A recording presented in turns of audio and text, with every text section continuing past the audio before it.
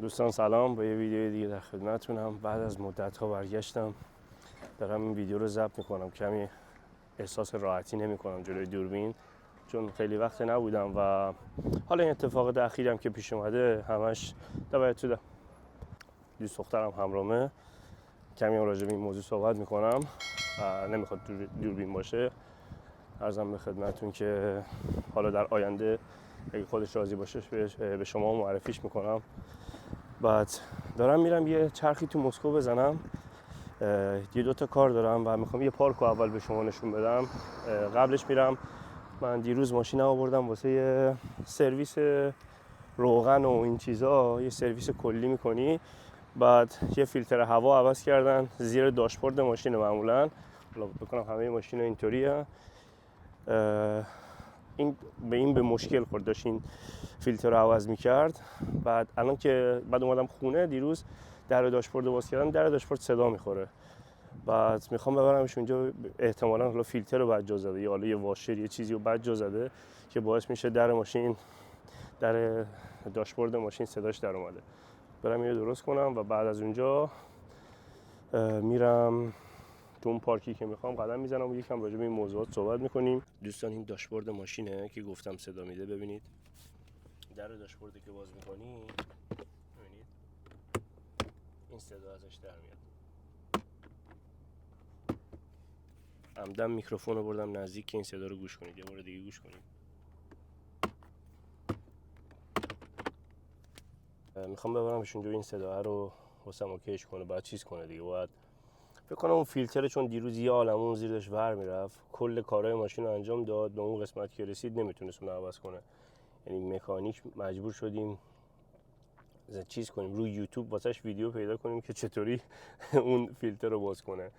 حالا مثلا استاد کارم هستن، خیلی هم قوی نه، خیلی هم مثلا حالا تو این کار قوی هن، ولی اتفاق پیش میاد. مثلا این یه ماشینی هست که طرف حالا اون نمیدونم شاید رزواش فرق میکنه، خاراش فرق میکنه، جای پیچاش فرق میکنه، یه ذره متفاوت اون نوع فیلترها. به خاطر همین همشون شاید تو ذهن یارو نمیمونه، شاید هم تجربهش کم بود، نمیدونم.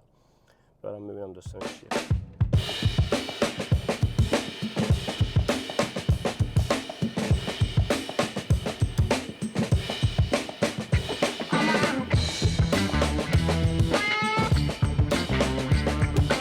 مسکو هوا خیلی سرد بود. الان یه فکر کنم 2 هفته میشه، 3 هفته میشه که دیگه مثلا برفا آب شدن و هوا خوب شده و خیلی هم سرسبز شده دیگه. برگا نمیدونم درخت‌ها همه چی دارن سبز میشن. مسکو واقعا تو تابستون خیلی قشنگه و دیگه از این به بعد مثلا اگه کسی قصد مسافرت سفر به مسکو یعنی روسیه رو داره، روسیه خیلی جای قشنگیه، مخصوصا شهر مسکو، چون هم پایتخت هم نسبت به اون شهری که من بودم توی سیبری خیلی فرق میکنه. اونجا خیلی سرد بود و اذیت کننده، اینجا واقعا زیباست و قشنگه. دوستان اینجا اون مرکزیه که من میام ماشین رو میدم. اینجا شما هر ماشینی داشته باشی میتونی بیای بدی اینجا، جای مطمئنی. حالا اگه مثلا میخوای نمایندگی نری، قیمتش مناسبه، بعد خیلی هم حرفه‌ای کار میکنن. هر کاری داشته باشی ببین انواع اقسام ماشینا میان دیگه. بی ام دبلیو حالا بیشتر حالا ماشینای کره ژاپنی هم، ولی معمولا همه نوع ماشین میاد اینجا. هر مشکلی داشته باشی انجام میدی. میری اون تو منیجر داره، قطعات همه چی این تو هست، میدی و ماشین رو انجام میدی. من هم گفتم مشکل ماشینم چیه، منتظرم که یه مستر یه دونه از این چیز اوستاکارا بفرستن که چک کنه ببینین در داشبورد چرا صدا میده. یه چیز دیگه هم که اتفاق افتاده، من سالن ماشینم سفیده، یعنی همه صندلی رو واسه دوربین رو بچرخونم. اینا که فیلتر رو عوض کردن، ببین یارو دستش همه رو مالید به اینجا. من بالا سرش وایساده بودم، 3-4 بار گفتم چیزی نکنی، مثلا آقا دستتو نزن، سالن ماشین سفیده. اینجا رو ببینید همه رو دستش مالیده سیاه کرده، این داشبورد همه سیاه شده. الان دوست دخترم بهشون گفت این صندلی‌ها رو هم همه رو سیاه کردی، شما باید حواستون باشه. معمولا این مسترایی که اینجا کار میکنن، فکر کنم، نمیدونم، از خودم دارم این حرفو میزنم، احتمالاً حقوق ثابت میگن، زیاد دل نمیسوزونن. مثلا شما وقتی مغازه خودت کار خودته، خب خیلی حواست جمع میکنی. اینا هم قطعا بعد این کارو بکنن. یه جورایی ماشینی کار میکنن دیگه، یعنی مثلا شرکتیه، اون تو حقوق میگیرن، یه عالمه مستر اونجا دارن، 100 نفر کار میکنن.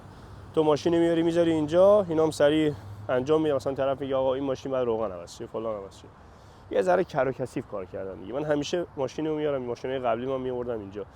حالا ببینیم چی میشه دیگه. حالا رفته اون تو بگه یکی بیاد نگاه کنه، یه بلایی هم سر این نظافت سالن بیاره. دره رو درست کرد، ببینید خودش به آرومی باز میشه بسته میشه. قبلا یه گیر افتاده بود توش، ببینید دیگه خیلی اوکی شد، هیچ صدایی هم نداره. بذار میکروفون رو نزدیک کنم ببینید. اصلا صدا نمیده.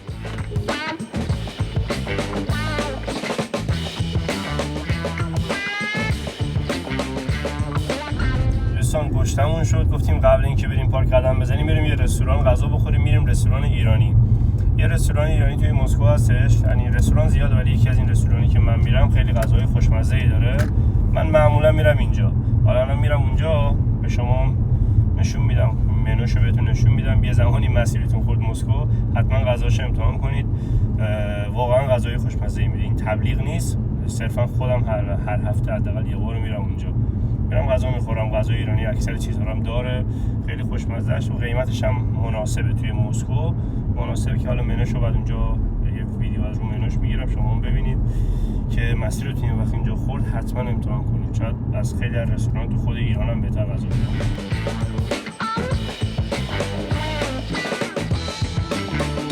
اینجایی که من هستم همین رستوران ایرانی که گفتم بهتون. توی مسکو چند تا رستوران دیگه هم هست ولی این رستورانیه که من معمولا خودم میام. حالا هفته یه بار شاید بیام اینجا. الان از منوشون هم واسهتون یه ویدیو میگیرم. و اینجا یعنی یه مغازه نیست، یه حالت پاساژ بوده قبلا که مثلا من حالا شاید یه سال دو سال پیش میومدم اینجا اینجوری به این شکلی که الان میخوام بهتون نشون بدم نبوده. فقط یه آشپزخونه بود که شما میتونستی بیرون بر غذا ببری. اینقدر غذاش حالا خوب بود و مشتری یعنی کامنت خوب گرفته و مشتریاش زیاد شدن دیگه. کم کم همین پاساژ رو کردن یعنی کل راهروی پاساژ شده رستوران و خیلی هم مشتری دارن و خیلی هم استقبال میشه. هر موقع میریم معمولا شلوغه.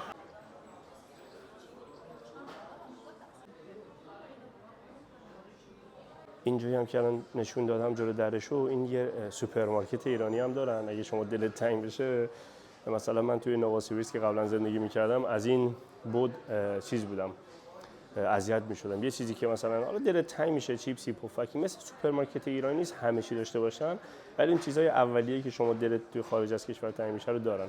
بذار برم داخلش هم بهتون نشون بدم. همین جلو که میخوای وارد شید، حالا آجیل و چیزای ایرانی رو دارن.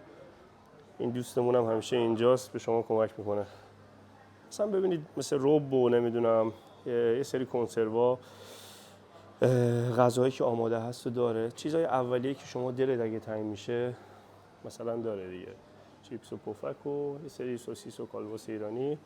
من معمولا خودم چیپس و پفک و از این چیزا میخرم، مثلا لواشک و ترشی و این چیزا رو دارم.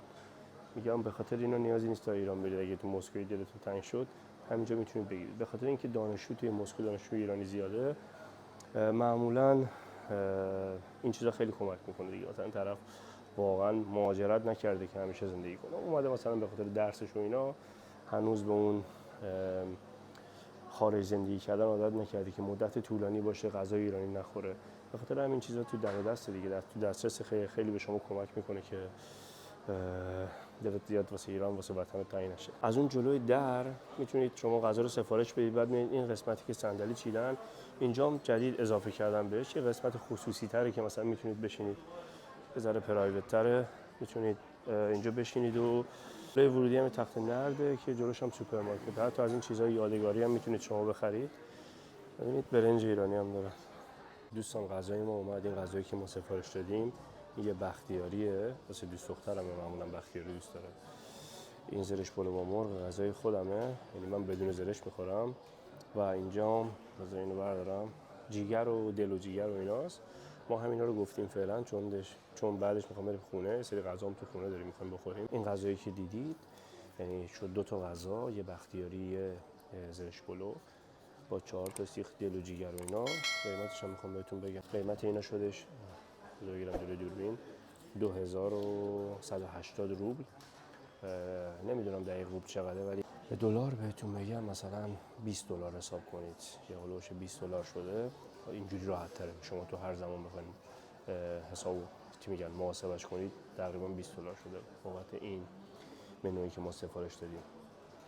علاوه کیفیت غذاش هم من خودم همیشه اینجا میخورم، واقعا عالیه دیگه. به خاطر همین من همیشه میام اینجا. اگر من دوستای نزدیکم هم اینجا هستن، خودشون رستوران دارن، پیش اونا میرم قطعا، ولی خب اینجا خیلی غذاشو من دوست دارم. دوستان میخوام از همین جیگر شروع کنم، یه نظر کوچولو بدم دیگه. نه با نون تا داغه باید بخوری سریع، خوشمزه است. بعد این زرش پلو واقعا چیز خفنیه. این برنجی که هست یه تهدیگ خیلی خوشمزه‌ای داره، با این زرش پلو خیلی چیز خفنی میشه.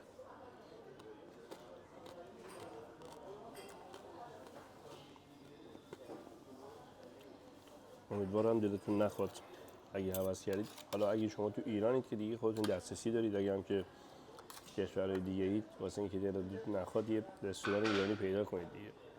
زرش پلو درست کردن هم خیلی کار سختی نیست. من خودم تو خونه وقتایی مثلا اگه هوس کنم، مخصوصا زمانی که حالا اینجا زیاد نه، مثلا نواسیبیس بودم اونجا رستوران ایرانی نبود، مثلا خودم درست میکردم تو خونه. یه رب میخواد و یه مرغ دیگه همین.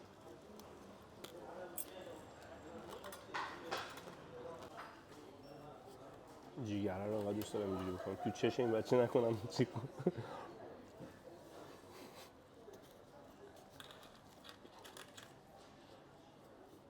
دوستان از در پاساژ که میان اینجا ورودی این رستوران رو ببینید، منو هم این بالا هستش. حالا من یه زوم کوچولو میکنم قیمت ها رو ببینید.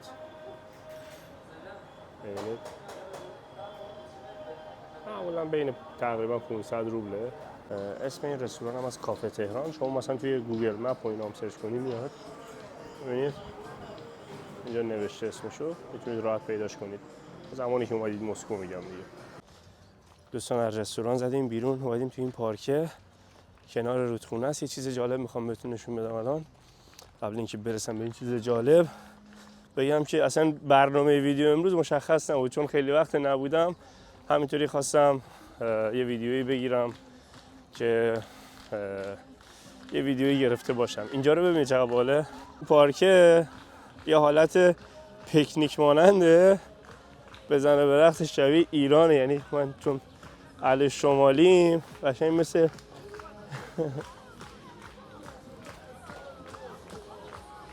همه دارن جشن میگیرن، انگار یه جشن خانوادگیه. مردم اینجا یه جشن گرفتن، دور هم جمع شدن.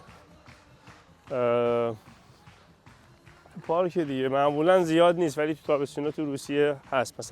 مثلا اون داستان ایران، مخصوصا سمت شمال خیلی. حالا من چون اونجاییم، مثلا واسه ما عادی هر هفته آخر هفته ها میزدیم بیرون میرفتیم کبابی مبابی اینا میزدن. ببینید بین این درخت‌ها دودم هستش، یه سری دارن کباب میزنن، جوج موجه میزنن، جوج میزنن. نشستم، بذار نشونتون بدم. واقعا مثل شماله، نکنه ایرانی باشه اینا. ببینید چقدر آدم نشسته اینجا. این رودخونه رو ببینید، هوا گرم شده میان شنا میکنن. حالا الان که ابریه آفتاب میگیرن. یه کشتی هم داره، قایق تفریحی، کشتی نیست، داره اینجا رد میشه. میتونید شما، این رودخونه اصلی مسکو دیگه، به اینجا وصله. یا میتونید شما مثلا اجاره کنید از این قایق‌ها، نه اینکه قایق رو اجاره کنید، منظورم یه بلیت بخرید سوار شید تو این رودخونه بچرخید. اینجا هم والیبال ساحلیه، ببینید دارن بازی میکنن.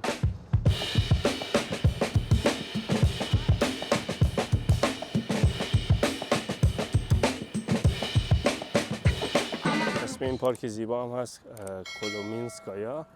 توی چیزم بنویسید، همین توی مپ هم بنویسید میاد دیگه. این پارک هم یه حالتی چی میگن، 2 طبقه است. یه کوه‌های اینجا هست. شما پارک اصلی اون بالاست که جدیداً اخیراً کنار رودخونه هم اینطوری درست کردن. یعنی یه پارک اومده طبقه پایین. یه چند تا کلیسای خیلی باحال هم هست تو همین پارک طبقه اون بالا اون تپه‌ها منظورمه، که من قبلا رفتم.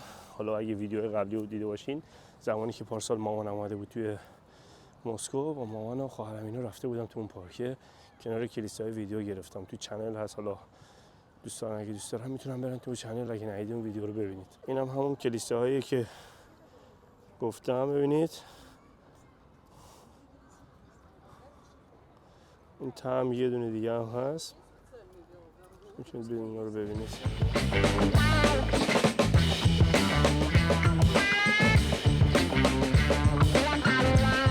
توی روسیه من قبلا اینو توی ویدیو توضیح دادم، تو خیلی از این پارکایی که مثلا توشون کلیسا هست، معمولا روسا از جنبه چیزام ازش استفاده میکنن که مثلا مراسم عروسیشون رو اینجا برگزار میکنن.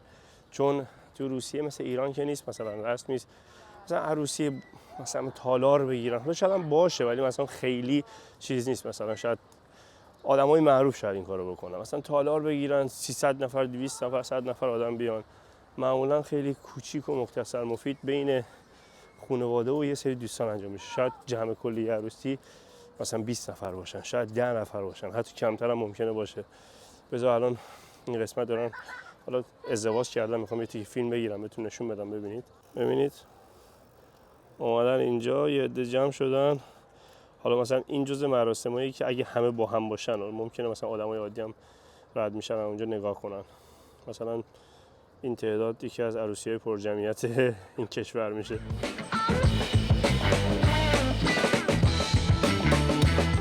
اینجا شما میتونید بیاید تو این پارکی که کنار آب قدم بزنید، یه حالت ایستگاهی هست که این ساختمان‌های قشنگ دور و برم. هم میتونید غذا بخورید، هم میتونید بیاید اینجا از این قایق‌ها رو از اینجا سوار شید، بلیط می‌خرید، سوار میشید میرید مسکو رو میچرخه دیگه. بذار نشونتون بدم. میتونید از اینجا بلیط بخرید، سوار اینا بشید. ببینید این قایق تفریحی میره تو این رودخونه میچرخه، خیلی قشنگ و باحاله. حالا بلیطش نمیدونم چقدره.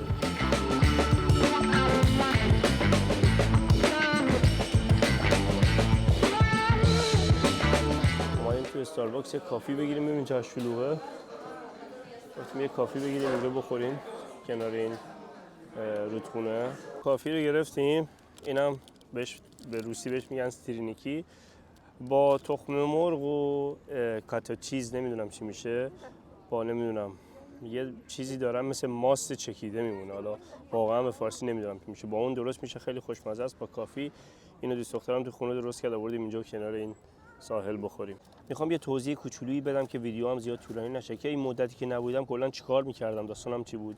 ببینید دوستان، به خاطر شرایط زندگی و کار و نمیدونم این چیزا من نمیتونم به صورت حرفه‌ای و دقیق مثل قبلا فوکوس خیلی زیاد بذارم روی یوتیوب. خیلی دوست دارم، قلبا به این کار علاقه دارم، ولی شرایط زندگیم، شرایط رابطه‌ام، اینا یه جوری شد که ذره شرایط زندگیم عوض شد، همه چیز ذره تغییر کرد.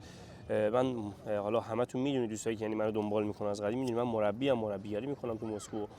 بعد فرصت واقعا ندارم واسه ویدیو گرفتن، نه اینکه دوست نشه باشم، هر روز به این موضوع فکر میکنم ولی فرصتش رو ندارم، چون من یه روز آزاد تو هفته دارم، میشه روزای یک شنبه هم یه عالمه کارهای عقب افتاده دارم، کارهای شخصی، خونه تمیز کردن، نمیدونم به خود آدم رسیدن، نمیدونم هزار تا کار شخصی دارم دیگه. بعد به خاطر همین نمیرسم، ولی سعی میکنم از این به بعد ذره مرتب‌تر واسهتون ویدیو بذارم. شاید شرایط تغییر کنه، مجددا فوکوس بیشتر بذارم روی یوتیوب، ولی فعلا دخل و خرجا یه جوریه که پیج بنده، حالا شاید کسای دیگه جوری دیگه کار کنن، بیشتر پول در بیارن کمتر، یه بالانس بشه واسهشون. پیج بنده جوابگوی هزینه‌های من نیست، به خاطر همین من باید کار دیگه انجام بدم، یعنی شغل خودم. من اصلا از اول که یوتیوبر نبودم، من سال‌هاست مربی بودم و مربیگری میکنم. عرضم به خدمتتون که بعد خیلی از دوستانم راجع به رابطه قبلیم سوال میکنن. دوستان من یه بار توی ویدیو توضیح دادم دیگه، اون رابطه تموم شده است، زندگی خودمو دارم. من با اون پارتنر قبلی مشکلی نداریم با هم، ما حتی همدیگه رو بعضی وقتا میبینیم، میاد باشگاه تمرین میکنه، من میبینم، شما هم حرف میزنیم، هیچ مشکلی نداریم. من زندگی خودمو دارم، دوست دختر دارم، اونم شاید رابطه داشته باشه با یعنی با شخص دیگه، اصلا مشکلی نداریم با هم، نه قهریم نه دعوا میکنیم. یه عالمه کامنت میذارید واسه من، واسه اون بنده خدا کامنت میذارید، به من میگه همیشه لطفاً اذیت نکنید، به عنوان دوست، به عنوان یه ایرانی این بده مثلا میرید واسه حالا طرف، حالا من باز هموطنم با شما، میفهمم علاوه فرهنگی، واسه یه خارجی بده دیگه، یه ذره دیدش قشنگ نیست. مثلا این یه عالم کامنت میذارید، حالا یارو مثلا یه جا میره یه ویدیویی میذاره، من خودم دنبالش نمیکنم، مثلا میرید اسم منو مینویسید زیر پیج یارو، یا مثلا میگید فلان کجاست من کجا. نکنید این کارو دیگه. رابطه 1 سال و نیم تموم شده، بنده خدا رو اذیت نکنید. منظور میخوام بگم ما با هم مشکلی نداریم، ما با هم در ارتباطیم. حالا بعضی وقتا نه ارتباط چیز، مثلا در حد صحبت کردن، اگه کاری داشته باشیم انجام میدیم، با هم کمک میکنیم. من رابطه خودم رو دارم، اونم احتمالاً با یکی حالا شاید تو رابطه باشه، نمیدونم، مهمم نیست واسم. عرضم به خدمتتون که میخواستم همینو بگم که باز میفهمم خیلیاتون روی نگرانی این چیزا رو میپرسید، ولی دستتون درد نکنه، یعنی لطف میکنه دیگه. نمیخوام این موضوع زیاد کشش بدم، چون دیگه رابطه‌ای که تمام شده دیگه. من خوشحالم، همه چی اوکی، یعنی اصلا احساس چیزی ندارم. تو ویدیویی که پارسالم گذاشته بودم همینو گفتم، اوکی هم، زندگیم رو رواله، همه چی میزونه، همه چی بهتر از قبله. به خاطر همین چیزی مثلا بابت چرا اینجوری شد رابطتون خوب بود، همه رابطه ها تو دوره زمان، توی اون بازه زمانی که با هم هستید زیبایی‌های خودش داره، بدی‌های خودش داره. عرضم به خدمتتون که اینجوری نیست که یه رابطه همیشه بد باشه. اصلا یه رابطه از بد باشه شروع نمیشه. دیگه نمیخوام ویدیو رو طولانی‌تر کنم. مرسی که تا انتهای ویدیو رو نگاه کردی. سعی میکنم مرتب‌تر باشم، بیشتر واسهتون ویدیو بذارم. تو ویدیوی بعد میبینمتون. لایک هم سابسکرایب هم کنید، ممنون میشم. اگه دوستایی که جدید وارد شدن، عرضم نظراتتون هم حتما بنویسید. دوست دارم با هم در ارتباط بشیم، نه اینکه من فقط صحبت کنم شما گوش کنید. اگه چیزی واسم بنویسیدم قشنگه، خودم میتونم مثلا اون نظرتون رو میدونم، میخوام ببینم شما چی فکر میکنید. عرضم به خدمتتون امیدوارم شرایط واسه کشورمون هم اینجوری باشه که همه مردم آزادانه بتونن دسترسی به اینترنت و این دیگه چیزای اولیه توی هر کشوریه رو داشته باشن. این داستان جنگ و اینا هم تموم شه. عرضم به خدمتتون که همه چی به حالت عادی برگرده. دیگه وقتتون رو نمیگیرم، دوستتون دارم. تو ویدیو بعد میبینمتون. خداحافظ.